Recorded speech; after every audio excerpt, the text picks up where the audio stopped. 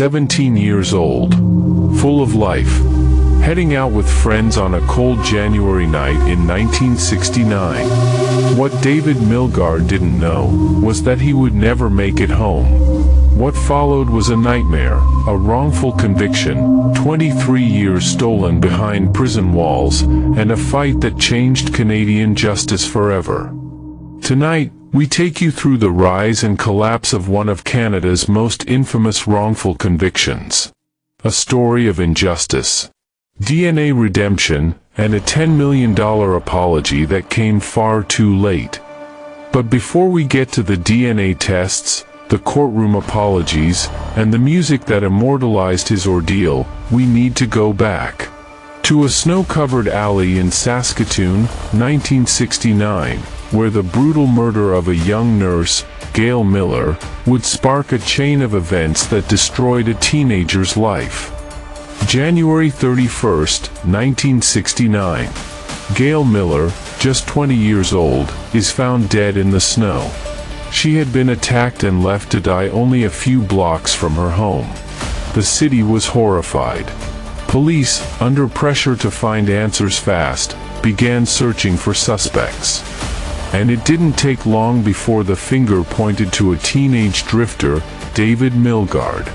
He was 17, adventurous, rebellious, traveling with friends through Saskatoon on a cold winter morning.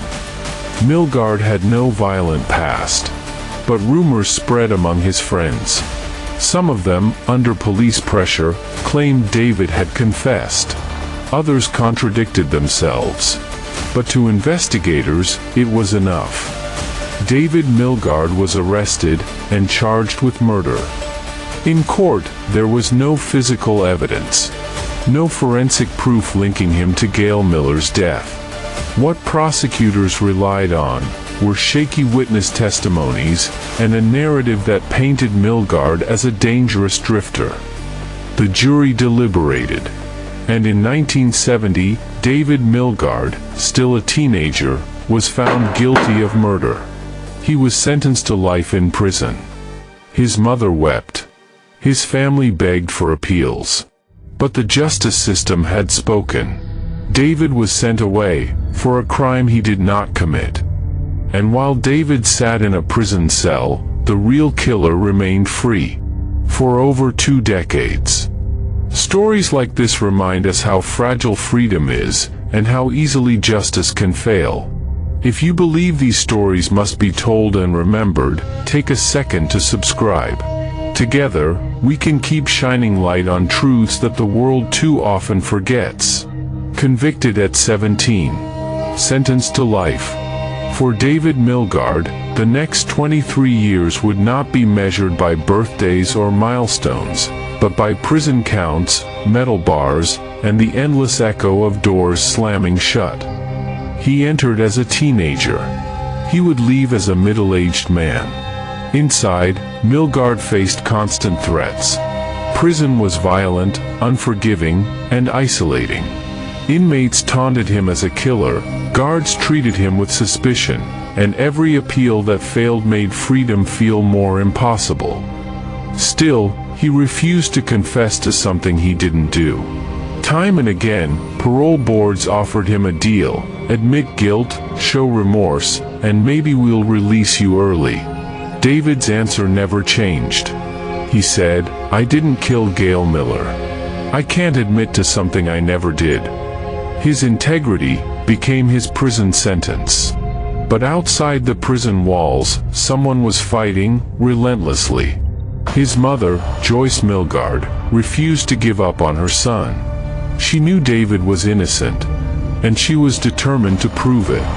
Joyce became an activist overnight. She knocked on politicians' doors, stood on courthouse steps, and gathered signatures. She wrote letters to anyone in power, prime ministers, ministers of justice, reporters, pleading with them to reopen her son's case. Most of them ignored her. Some told her to accept the verdict and move on. But Joyce refused. She carried a binder of evidence everywhere, always ready to show anyone who would listen. The battle drained the family. Financially, emotionally, spiritually, Joyce's marriage collapsed under the weight. Friends told her she was wasting her life, but her belief in her son's innocence was unshakable. She often said, "If I don't fight for him, who will?" By the 1980s, cracks were showing in the case against David. Witnesses admitted they had lied, pressured by police. Some retracted their testimony. Others confessed they were confused or misled. Meanwhile, whispers began circulating about another man, a dangerous predator named Larry Fisher, who had been living in the same neighborhood as Gail Miller in 1969. Fisher was later convicted of multiple sexual assaults. His pattern matched the circumstances of Miller's death. Yet, despite these disturbing parallels, authorities still refused to reopen Milgaard's case. Inside prison, David's hope flickered like a candle in a storm. He fell into deep depression, attempted escape more than once, and sometimes spoke about giving up completely. He later admitted the despair nearly consumed him. He lost 23 of his most vital years. He missed his youth, his freedom, his chance to build a family. All he had was time. Endless, suffocating time. But Joyce's persistence was about to break through. In the early 1990s, new forensic technology, DNA testing, was emerging. And that technology held the power to finally answer the question once and for all: was David Milgaard guilty or innocent? Before we reveal how DNA cracked this case wide open, a quick pause. If you haven't already, consider subscribing, not just for this story, but for every untold truth we uncover. And share this with someone who believes justice matters. For 2 decades, the justice system insisted David Milgaard was guilty. But in the early 1990s, a new kind of science was about to change everything: DNA profiling. It had already freed wrongfully convicted people in the United States. And now, it would come to Canada. DNA testing works by comparing biological samples from a crime scene against a suspect's unique genetic fingerprint. In 1969, this technology didn't exist. But evidence from Gail Miller's murder, preserved in storage, still did. And inside those envelopes lay the key that could decide David's fate. Joyce Milgaard and her legal team pressed relentlessly. By the early 1990s, the case was impossible to ignore. Public opinion had shifted. Media investigations uncovered flaws, contradictions, and doubts that painted the original conviction as dangerously thin. In 1991, the Supreme Court of Canada agreed to review the case. It was a rare, extraordinary decision. And in 1992, David Milgaard was finally released from prison. Not yet cleared, not yet exonerated, but free while new tests and investigations began. 5 years later, in 1997, the results of the DNA analysis came in. They were clear. The biological evidence from Gail Miller's assault and murder did not match David Milgaard. He was innocent. The same evidence, however, pointed directly to another man, Larry Fisher. A man already known for violent sexual assaults. A man who had been overlooked in the original investigation. The truth had been hiding in plain sight. In 1997, David Milgaard's name was finally cleared. 23 years after he was first locked away, the justice system officially acknowledged what he and his mother had been saying all along: he did not kill Gail Miller. After nearly a quarter century, freedom had a face. And it looked like relief, exhaustion, and disbelief all at once. Larry Fisher was arrested and charged with Gail Miller's murder. In 1999, he was convicted and sentenced to life in prison. For Miller's family, it was long-delayed justice. For David Milgaard, it was vindication, but also a painful reminder of all he had lost. Because no conviction, no DNA result, no courtroom apology could give him back the 23 years stolen from him.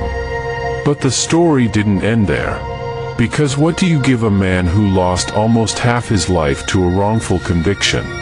The government faced that question. And the answer would come with a record-breaking settlement. Exoneration was only the beginning. Because while David Milgaard was finally free, the Canadian government now faced a question that weighed heavily: how do you repay a man for 23 stolen years? In 1999, after intense negotiations and public scrutiny, the governments of Saskatchewan and Canada announced a landmark settlement. David Milgaard would receive 10 million Canadian dollars. It was one of the largest wrongful conviction settlements in Canadian history. But money was only part of it. Alongside the settlement came something even rarer: an official public apology. Canadian officials stood before the nation and acknowledged the unimaginable harm done to David Milgaard and his family. They admitted the justice system had failed him. They promised. For David, the apology was more than words. It was validation. Proof that his mother's decades-long battle had not been in vain. But here's the truth: no settlement, no apology, can return a man's stolen youth.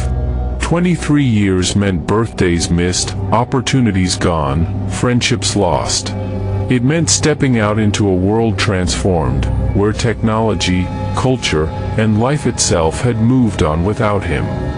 For David, freedom came with healing, but also with trauma that no amount of money could erase. But David Milgaard's story wasn't just remembered in courtrooms or newspaper columns. It became immortalized in music. In 1992, the legendary Canadian band the Tragically Hip released a haunting track called Weak Kings.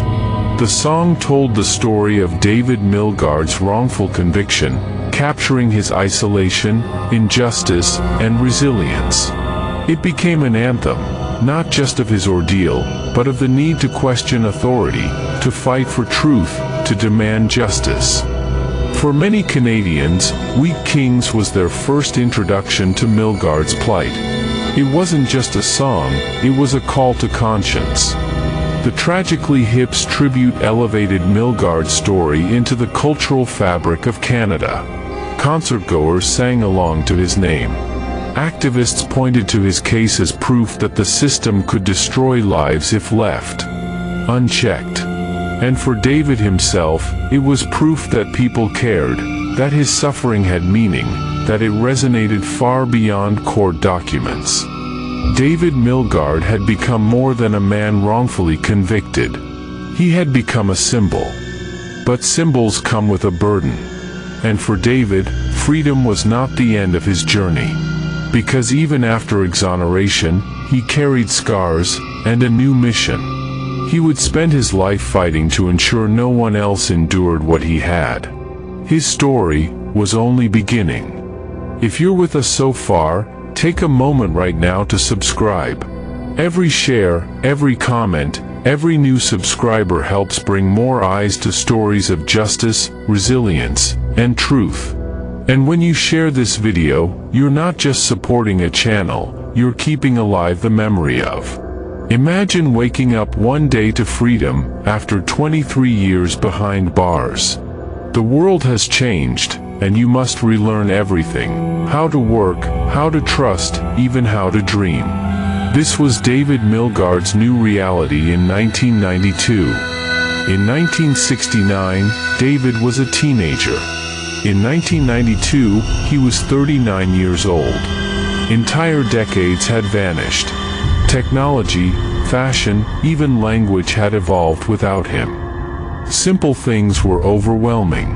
Ordering food at a restaurant, walking into a crowded store, even riding in a car without guards nearby. Freedom was disorienting. And then, there were the scars that no one could see. Years of isolation. Years of being treated as a murderer. years of violence and fear inside prison walls. The trauma did not vanish with the turn of a key. David spoke often of feeling trapped by invisible bars, even after his release. He struggled with mental health, trust, and the haunting memories of injustice. But David Milgaard refused to remain silent. He transformed his pain into a mission. He became one of Canada's leading voices for the wrongfully convicted, traveling the country to share his story. He warned of tunnel vision in police investigations. He urged lawmakers to create independent commissions to review wrongful convictions. He showed Canadians that justice is fragile, and that every citizen must protect it. David's fight contributed to a broader movement. Canada began recognizing that wrongful convictions were not rare accidents, they were systemic failures. His case became Exhibit A in calls for reform.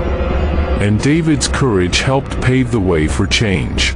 In later years, his voice became a guiding force behind efforts to create a Canadian Independent Criminal Case Review Board, a watchdog to prevent future miscarriages of justice. But behind the speeches and headlines was still a man healing. David struggled with relationships, with trust, with finding a sense of normal.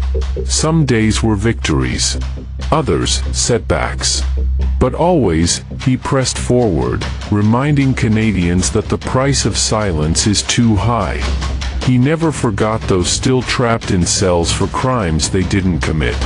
And he promised them he would never stop speaking out. And always, by his side, was his mother Joyce. She was the unstoppable engine behind his release, the woman who never stopped believing. For David, her love was a lifeline.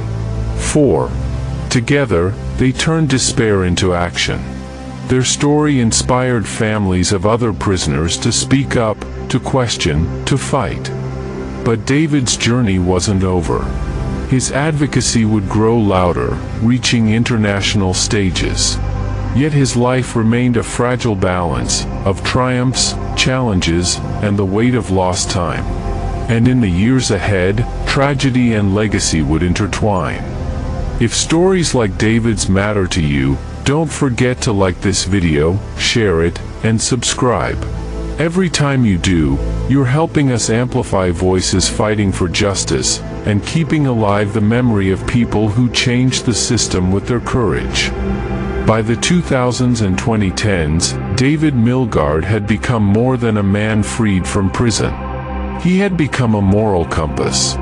A living reminder that wrongful convictions were not statistics, they were flesh, blood, and broken lives. David traveled across Canada and abroad, speaking at law schools, human rights events, and justice panels. He became a mentor for others who had suffered wrongful imprisonment. And whenever he told his story, you could feel the weight in his voice, the urgency of someone who had lived the nightmare. His mission was clear: never let what happened to him happen to anyone else.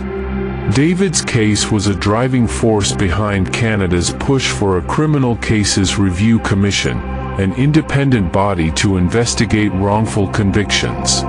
He lobbied tirelessly, reminding lawmakers that courts cannot police themselves. Progress was slow, but his persistence kept the issue alive in public debate. He argued that without reform, Canada risked repeating its darkest mistakes. Despite his advocacy, David remained human, shaped by trauma but also driven by hope. He found love, became a father, and built moments of peace for himself. Friends described him as kind, funny, and endlessly compassionate. A man who carried scars, yes, but also a man who cherished simple joys. He had lost half a lifetime, but he refused to let the rest go to waste. On May 15, 2022, David Milgaard died suddenly in Calgary at the age of 69. The cause was pneumonia, brought on by complications after surgery. His passing sent shockwaves across Canada. Tributes poured in. Politicians, activists, musicians, and ordinary citizens all spoke of his courage. Many said Canada had lost not just a man, but a conscience.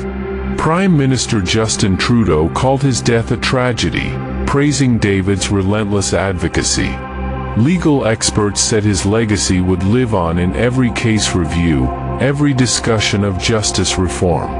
And ordinary Canadians, many of whom had never met him, lit candles, left flowers, and shared memories online. The man once branded a murderer, died a hero. David Milgaard's name now stands as a permanent warning and a beacon. A warning that justice systems can fail.